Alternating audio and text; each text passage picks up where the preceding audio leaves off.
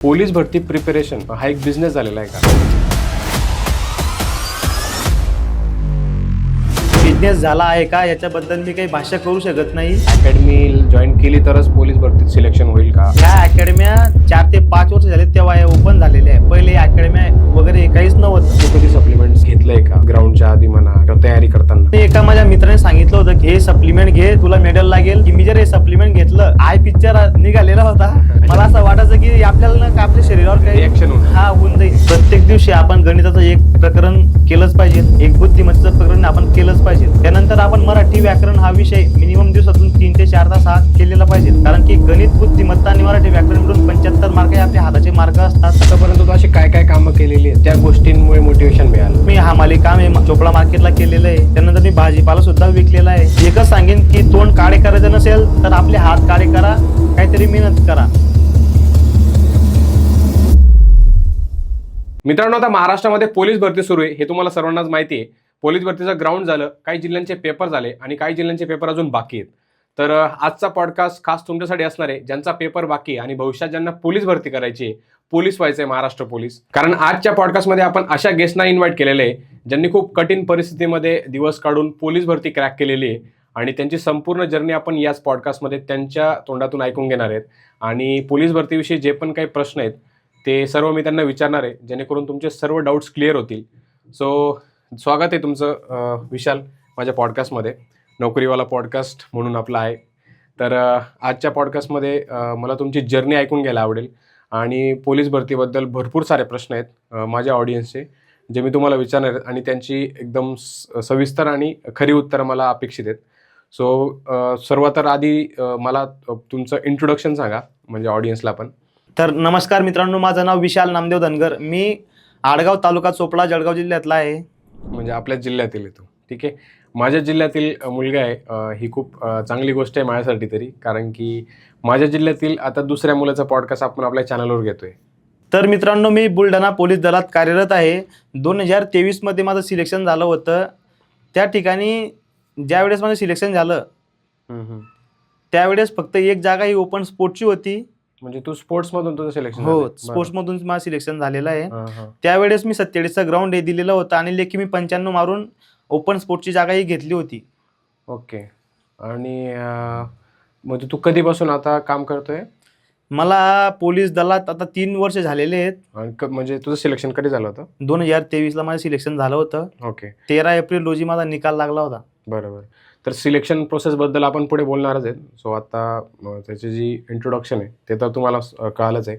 तर आता जे माझे प्रश्न आहेत मी थेट ते प्रश्न स्टार्ट करतो. सो तुझा हा जो प्रवास आहे म्हणजे पोलीसमध्येच तू का चूज केलं की पोलीस भरतीच करायची किंवा पोलीसच व्हायचं आहे महाराष्ट्र पोलीस, की आधी तुझं काही वेगळं स्वप्न होतं की अचानक नंतर तू ठरवलं की पोलीस व्हायचं? काय त्याच्या मग ती स्टोरी काय नेमकी? तर आधी मी पोलीस भरती करत नव्हता. मला आवड ही आर्मीची होती. बरं. आर्मीमध्ये जायचं हो, होतं? पण मला आर्मीत सफेद डाग माझ्या कानात पॉईंट दिलेला होता. ओके. त्यामुळं कोणती भरती केली तू आर्मीची? मी 3-4 भरत्या केलेल्या आहेत. त्यानंतर आर्मीत त्यात तुला जो पॉईंट मिळाला तो कोणत्या भरतीत मिळाला होता आर्मीच्या? तो मला पहिल्याच भरतीत मला मेडिकल फिट केलेलं होतं. पण त्यावेळेस मला त्यांनी सांगितलं होतं की तुला ह्या वेळेस आम्ही फिट करतोय, नंतर तुला करणार नाही. तर तसंच झालं. त्यांनी मला नंतर फिट केलंच नाही कारण माझ्या कानाला सफेद डाग म्हणजे पडद्याला सफेद डाग आहे. बरं. त्यामुळं मग मी आर्मी भरती सोडून दिले. तिथं तुझं सिलेक्शन झालं नाही झालं मग माझं. त्याच्यानंतर पुढे काय केलं? मग मला चोपडा तालुक्यात एक सर भेटले, प्रभाकर पाटील सर. त्यांनी मला खूप समजावलं की फक्त आर्मी सर्व काही नसतं, तर पोलीसकडे ये म्हणे, हे क्षेत्र पण चांगलं आहे. तर त्यांच्या मार्गदर्शनाखाली मी पोलीस भरती करायला म्हणजे मी सुरुवात केली आणि मला पोलीस बनायला 4 वर्ष लागले मित्रांनो. अच्छा. म्हणजे तू 4 वर्ष पोलीस भरती दिलेली आहे. 5व्या वर्षी सक्सेस झाला की हो. 4थ्या वर्षी? 4थ्या वर्षी मी. 4थ्या वर्षी. हां. ओके. आणि म्हणजे याची सुरुवात कशी केली तू? कुठून केली? सर्वात आधी मी 2018ची भरती दिली होती. तेव्हा माझा ग्राउंड 98 होतं. पण पेपर हा लेखी माझी एवढी नव्हती. फक्त 69 मार्क्स हे मला नवी मुंबईला आले होते. आणि तेव्हा मेरिट काय लागलं होतं मुंबईत? त्यावेळेस तर मेरिट तर आता मला काही आठवत नाही, पण मेरिट थोडं हाय लागलं होतं. तू काही बसला नाही मेरिटमध्ये तेव्हा? मी बसलो नाही मेरिटमध्ये. त्यानंतर मग दुसरी भरती मी जळगावला दिली. तिकडे पण माझा ग्राउंड 98 होतं, पण पेपर हा फक्त 65 होता. आणि त्यावेळेस मेरिट 172 मार्क हे मेरिट लागलं होतं. पण मग मी हिंमत हारली नाही. मी रोज मी प्रयत्न करत असायचो. तर मी रोज टेरेसवर जाऊन देवाकडे पाहत असायचा की माझं सिलेक्शन का होत नाहीये, मी एवढी मेहनत घेतोय तरी माझं सिलेक्शन का होत नाही, देव माझी एवढी परीक्षा का घेतोय. ओके, म्हणजे ओके, तुला दुसऱ्या भरतीत तसं वाटलं. हा, दुसऱ्या भरतीत असं वाटलं, कारण की आई वडील खूप कष्ट करत होते. हा, तर म्हणजे त्यांचं कष्टही बघितलं जात नव्हतं. ओके. हा, तर मग असं देवाला प्रश्न विचारायचा की आपलं काम केव्हा होईन का नाही होईन आपलं काम, आपण एवढं मेहनत घेतोय तरी पण. ऑब्विसली इतके वर्ष आता आर्मीत नाही झालं, किंवा आता पोलीस भरती पण दिली पहिली, त्यात पण नाही झालं, आता दुसरी दिली त्यात पण नाही झालं. मग ते प्रत्येक मुलं रिलेट करू शकता ही गोष्ट, कारण की तू पण शेतकरी आहे, मी पण शेतकरी असाच मुलगा आहे. आणि जे ऑडियन्स बघते, जे पोलीस भरती करणारी मोस्टली 99% तर शेतकऱ्याचीच मुलं आहेत. सर्व मिडल ठीक आहे. क्लास मुलं Yes. पोलीस भरती करत असतात. तुझे आई वडील पण शेतकरीच आहेत, राईट? हो. बरं. तर मग तिसरी भरती कुठे दिली तू? तिसरी भरती मग मी बुलढाण्याला, मी फक्त ओपन स्पोर्टची एक जागा होती, त्या ठिकाणी मी अर्ज भरला आणि त्या ठिकाणी मी ग्राउंड 47 हे मार्क्स एक ग्राउंडला घेतले होते. आणि माझा मागचा जो मुलगा होता त्याला फक्त 40 मार्क्स होते. बरं. मग मी ठरवलं की आता मला ह्या जिल्ह्यातच पोलीस व्हायचंय, आणि आपले गजानन बाबांची कृपामुळे मी तिकडं पोलीस पण झालो. किती मिनिट लागलं तुझं? मला टोटल 150 पैकी 142 मार्क्स होते. बरं. लेखीला मी 95 गुण घेतले होते. ओके. आणि ओपन स्पोर्ट मध्ये एक जागा होती, ती जागा मीच घेतली. म्हणजे तू त्यात परफेक्ट बसला त्या मेरिट मध्ये. आणि तुझ्या मागे अजून एक मुलगा होता का? तो डायरेक्ट 121 मार्कावर होता. हो, खूपच मागे होता तो. 21 मार्काची लीड होती मला. ठीक आहे, म्हणजे ती जागा तुझ्यासाठीच होती असं आपण म्हणू शकतो. आणि मग तू त्यानंतर आता तू आजपर्यंत तिथे काम करतो. तर मी पहिले 12 महिने पोलीस स्टेशनला होतो. Police station? हा, तिकडे मी साखरखेडा पोलीस स्टेशन हे माझं पहिलं पोस्टिंग होती. तिकडे मी 12 महिने म्हणजे माझी पोस्टिंग होती. त्यानंतर मग आता मी RCP ते, तर RCP ही खूप मुलांना माहिती नाही की RCP काय असते. जे नवीन मुलं हे पोलीस भरती करत असतात त्यांना RCP काय आहे माहित नाही. तर RCP म्हणजे राईट कंट्रोल पोलीस, दंगा काबू पथक हे असतं. त्यात जे मुलं नवीन ट्रेनिंग करून आलेले असतात त्यांना RCP टाकलं जातं. ओके, म्हणजे हे तुमचं सिलेक्शन झाल्यानंतर, ट्रेनिंग झाल्यानंतर ही तुम्हाला गोष्ट कळते. हे तुला नंतर कळाली की RCP काय असतं. म्हणजे तुमच्यापैकी अजून बऱ्याच मुलांना जे भरती झालेली नाहीये त्यांना RCP माहित नसेल. तो RCP एक थोडक्यात सांगून दे की काय असतं त्यांना. RCP म्हणजे राईट कंट्रोल पोलीस, दंगा काबू पथक असतं ते RCP. ज्या ठिकाणी म्हणजे जेव्हा आपण दंगल होईल तेव्हा ती बॅच ऍक्टिव्ह होते आणि त्यांना तिथे पाठवलं जातं. आणि जर दंगल नसेल किंवा ती कुठलीच गोष्ट नसेल तर त्यांना फक्त रिझर्व्ह पोलीस सारखं. ओके, म्हणजे असं एक चांगली पोस्ट म्हणू शकतो आपण, चांगलं डिपार्टमेंट म्हणू शकतो. तर विशाल, आता माझा पहिला प्रश्न आहे जो की खूप कॉन्ट्रोवर्शियल आहे. पोलीस भरती प्रिपरेशन हा एक बिझनेस झालेला आहे का? म्हणजे जे अकॅडमी उघडलेले आहेत महाराष्ट्रामध्ये, संपूर्ण महाराष्ट्रात, तुला माहिती तू पोलीस आहे तर तुला माहिती की किती अकॅडमी उघडलेल्या आहेत. इंस्टाग्रामवर म्हणा, यूट्यूबवर म्हणा, फिजिकल भरपूर अकॅडमी आहेत. ठीक आहे, मग अकॅडमीज महत्वाची आहे का? अकॅडमी जॉईन केली तरच पोलीस भरतीत सिलेक्शन होईल का? याबद्दल तुझं काय मत आहे? तुला काय वाटतं? तर ह्या अकॅडम्या 4 ते 5 वर्ष झाले तेव्हा हे ओपन झालेले आहे. पहिले अकॅडम्या वगैरे काहीच नव्हतं. पहिले पण म्हणजे मुलं भरती झालेले, ऑब्विसली घरी गावातून पोरं म्हणजे तयारी करून सिलेक्ट झालेले आहेत.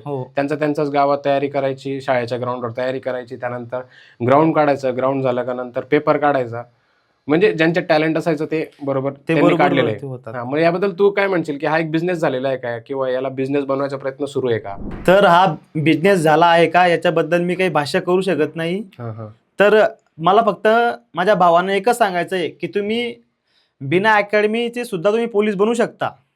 असं नाही की फक्त अकॅडमी लावल्यावरच पोरं पोलीस होता किंवा मुली पोलीस होता असं नसतं. तर बिना अकॅडमी सुद्धा पोलीस होऊ शकता. म्हणजे त्याचा वैयक्तिक प्रश्न आहे की तुम्ही अकॅडमी जॉईन करायची नाही करायची, तुमच्या आर्थिक परिस्थितीवर डिपेंड आहे. तुमच्याकडे पैसे असतील तर तुम्ही करू शकता असं तुला वाटतं, बरोबर? ठीक आहे, बरोबर आहे ते ऍक्च्युअली. म्हणजे ज्याची परिस्थिती असेल तो अकॅडमी जॉईन करेल. आणि बाकी जे आता हे सुरू आहेत सप्लिमेंट्स म्हणा, खूप जण सप्लिमेंट्स बद्दल बोलतात की या सप्लिमेंट्सने तुम्हाला अशी मदत होईल, तशी मदत होईल. सो त्यांचा ऍक्च्युअल फायदा होतोय का? तू कधी सप्लिमेंट्स असे काही घेतलंय का, म्हणजे ग्राउंडच्या आधी म्हणा किंवा तयारी करताना? तर मला पण एका माझ्या मित्राने सांगितलं होतं की तू हे सप्लिमेंट घे, तुला मेडल लागेल. पण मी एक विचार केला होता की मी जर हे सप्लिमेंट घेतलं तर आय पिक्चर निघालेला होता. तर मला असं वाटायचं की आपल्याला ना का आपल्या शरीरावर काही रिएक्शन होऊन हा होऊन जाईल. ओके तर मी इंजेक्शन म्हणजे मी घरी सुद्धा आणले होते, पण मी घेतले नव्हते. ओके माझ्या घरी होते इंजेक्शन, सर्व काही होतं, पण मी घेतले नाही. कारण की मला असं वाटलं की आपल्याला शरीराला काही दुखापत किंवा काही झालं, हा, याचं वेगळंच काहीतरी होऊन जाईल असं तुला भीती त्यामुळे होती. मी घेतलं नाही. आणि मी फक्त देवावर विश्वास ठेवला की जर म्हणजे- आपले कष्ट प्रामाणिक असतील तर आपल्याला 100% फळ भेटतं. बरोबर. आणि देवाने मला एक सोडून 2-2 मेडल हे मला स्टेटला मिळालेले. म्हणजे तू पोलीस भरती व्यतिरिक्त स्पोर्ट्स पर्सन आहे. हो. ओके, म्हणजे त्याबद्दल काय सांगशील ऑडियन्स? तर मला एक माझा मित्र आहे केरळचा, नानू दीपू देवराजन मनियम्मा. तर त्या माझ्या मित्राने मला त्याचं शेड्यूल म्हणजे शेड्यूल त्यानं लिहून दिलं होतं मला, की काय काय करायचं? की कशी प्रॅक्टिस करायची. कारण की मी खेड्यागावातला मुलगा होता, मला असं काहीच माहिती नव्हतं की कशी प्रॅक्टिस करायची, काय करायची. आपण फक्त खेडेगावाचे मुलं फक्त पडायचं आहे. पण त्यानं मला सर्व लिहून दिलं की सोमवारी काय करायचं, मंगळवारी काय करायचं, बुधवारी काय करायचं. म्हणजे त्यानं मला हप्त्याचं शेड्यूल दिलेलं होतं. तर त्या शेड्यूलचा मला एवढा फायदा झाला की मला एक सोडून 2-2 मेडल हे लागले होतं. तर तो नानू दीपू देवराजन मनियम्मा हा माझ्यासाठी एक देवच आहे. कारण की त्याने मला खूप मदत केलेली, त्यामुळेच मी मेडल हे मारू शकलो. म्हणजे तू पोलीस व्यतिरिक्त एक स्पोर्ट्स पर्सन आहे, ही खूप मोठी गोष्ट आहे.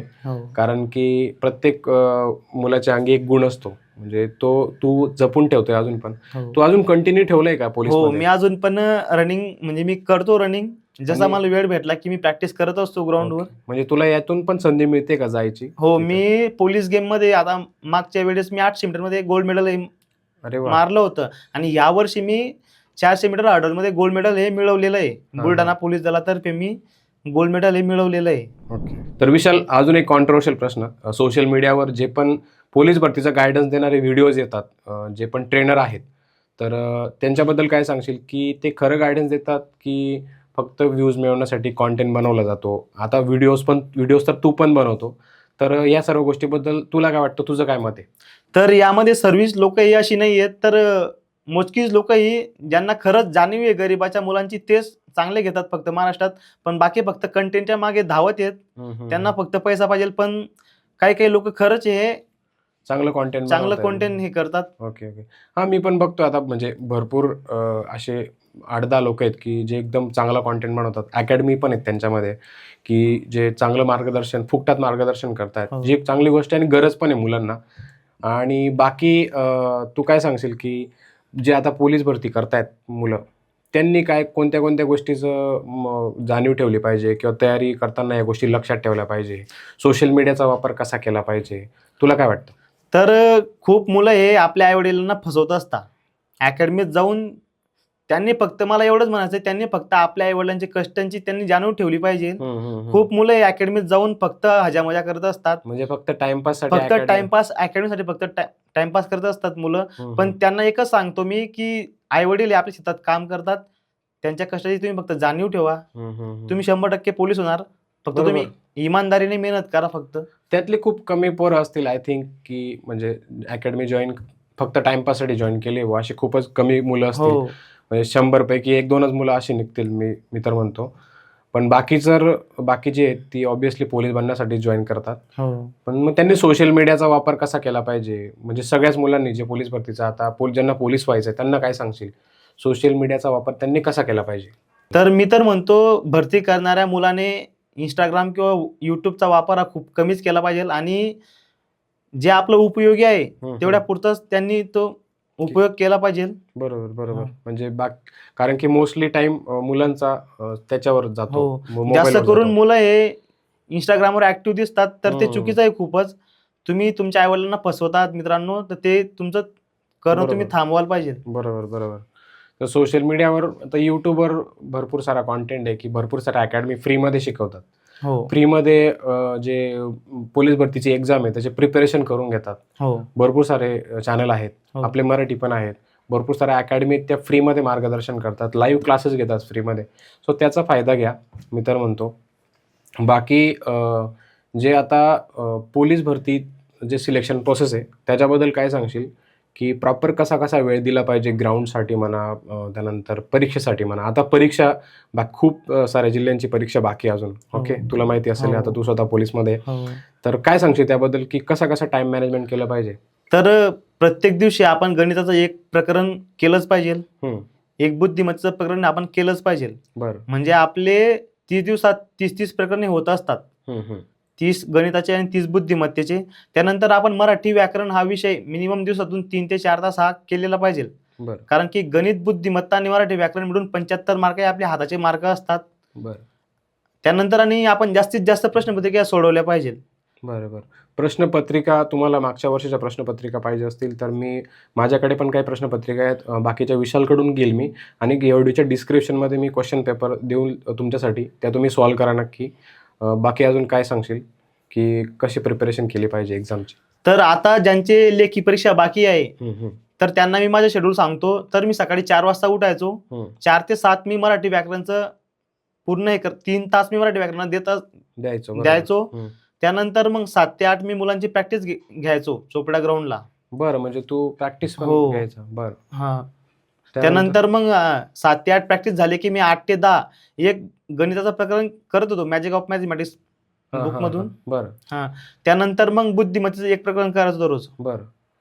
त्यानंतर मग जेवण घेऊन 1 तास आपण जेवणाला द्यायचो. त्यानंतर 12 ते 3 एकनाथ पाटील तात्या यांचा ठोकळा करायचो. बरं. त्यानंतर 3 ते 4 पर्यंत मी चालू घडामोडीच्या नोट्स काढत होतो युट्यूबवरून. आणि परत मग संध्याकाळी 4 ते 5 प्रॅक्टिस आणि नंतर 5 पासून ते रात्री 11 पर्यंत फक्त मी प्रश्नपत्रिका सोडवत असायचो. म्हणजे रात्री तू क्वेश्चन पेपर सोडवायचा. हो. ठीक आहे. अशा प्रकारचे जे स्केड्यूल होतं विशालचं, या स्केड्यूलमधून तुम्ही काय काय फॉलो करू शकता ते तुम्ही विचार करा. बाकी अजून काही स्पेशल टिप आहे का की ती एक्झामसाठी मुलांना खूप महत्त्वाची ठरू शकते? आता एक्झाम जवळ आहे त्यांची, काय सांगशील अशी एक स्पेशल गोष्ट? तर मी तर एकच सांगेन की प्रश्नपत्रिका जास्तीत जास्त आपण सोडल्या पाहिजे. कारण की जेवढे क्वेश्चन आपल्या डोळ्याखालून जातील तेवढा आपला जास्त स्टडी होत असतो आणि चुका सुधारण्याचा तुम्ही प्रयत्न करा, नक्कीच तुम्हाला फायदा होईल. ओके. म्हणजे मागच्या वर्षाच्या जास्तीत जास्त क्वेश्चन पेपर सोडायला पाहिजे. ठीक आहे. आता पोलीस भरतीचं जे ग्राउंड असतं त्याबद्दल जरा सांग. जी आता पुढच्या वर्षी जी पोलीस भरती होणार आहे, जे नवीन ज्यांना पोलीस व्हायचं आहे त्याबद्दल सांग की पोलीस भरतीचं ग्राउंडचं प्रिपरेशन कसं केलं पाहिजे? तर काही मुलं नवीन असतात तर नवीन मुलांनी आधी स्टार्टिंग हळूहळू करायची असती. म्हणजे काही मुलं डायरेक्ट स्टार्टिंगला 5 किलोमीटर 7 किलोमीटर रनिंग करत असतात तर ते चुकीचं आहे. तर सर्वात आधी आपण हळूहळू रनिंग ही सुरू केली पाहिजे. म्हणजे कशी, म्हणजे सुरुवातीला पहिल्या दिवसापासून तर कशी सुरुवात केली पाहिजे? तर सुरुवातीला आपण 400 मीटरचा एक राऊंड हा मारला पाहिजे. बरं. त्यानंतर मग हळूहळू 200 मीटर 400 मीटर हळूहळू वाढवायचं असतं. तर तसं काही मुलं करत नाही, डायरेक्टली 1600 मीटर मारता होते, त्यांचा स्टॅमिना बसत नसतो. तर हळूहळू सुरुवात केली की त्यांना नक्कीच फायदा होईल. बरं. म्हणजे मला एक सांग की जर 2 महिन्यात ग्राउंड प्रिपेअर करायचं आहे, ग्राउंडची तयारी करायची, तर कसा वेळ दिला पाहिजे? 1600 मीटरला कसा वेळ दिला पाहिजे? गोळा फेकला कसा वेळ दिला पाहिजे? तर त्यासाठी सर्वात महत्वाचं असतं शेड्यूल. बरं. तर मी माझ्या इंस्टाग्राम पेजला सुद्धा ते शेड्यूल टाकलेलं आहे. तर त्याचा फायदा 100% मुलांना होईल. मी गॅरंटी देऊन सांगतो की 100% तो फायदा होईलच. म्हणजे काय त्याच्यात सांगशील तू की काय नेमक्या गोष्टी असतात? सोमवारी 400 मीटरच्या 10 हिटा असतात. त्यात टायमिंग असतो 1 मिनिट 10 सेकंद. त्यानंतर मंगळवारी 5 किलोमीटर रनिंग असते. म्हणजे एक दिवस शॉर्ट एक दिवस लॉंग. तर 5 किलोमीटरचा टायमिंग हा 20 मिनिटं पाहिजे. बुधवारी 300 मीटरच्या 10 हिटा असतात. त्याचा टाइम असतो 50 सेकंद. गुरुवारी परत लॉंग असतं 20 मिनिटं रनिंग असते. शुक्रवारी परत हिटा असतात 200 मीटरच्या आणि परत शनिवारी लॉंग, म्हणजे एक दिवस लॉंग एक दिवस शॉर्ट. आणि रविवारी हा फुल आपण आराम घेतला पाहिजे शरीरासाठी, कारण की आराम पण तेवढाच इम्पॉर्टंट आहे. रेस्ट महत्वाचा आहे. रेस्ट की म्हणजे हे तुझं शेड्यूल होतं आणि हे तुझं रिकमेंडेशन आहे पोरांना की तुम्ही असं फॉलो करायला पाहिजे. ओके. तर विशाल, ग्राउंडच्या संबंधितच प्रश्न आहे की डाएट किती महत्वाचा असतो आणि डाएट कोणता घेतला पाहिजे? तुला काय वाटतं की म्हणजे सगळ्याच मुलांसाठी सांग, खेड्यातल्या मुलांसाठी, मोस्टली खेड्यांच्या मुलांसाठी ज्यांची आर्थिक परिस्थिती खराब असते, डाएट किती महत्वाचा असतो आणि घेतला पाहिजे नाही घेतला पाहिजे, काय सांगशील? तर डाएट हा खूप महत्वाचा असतो.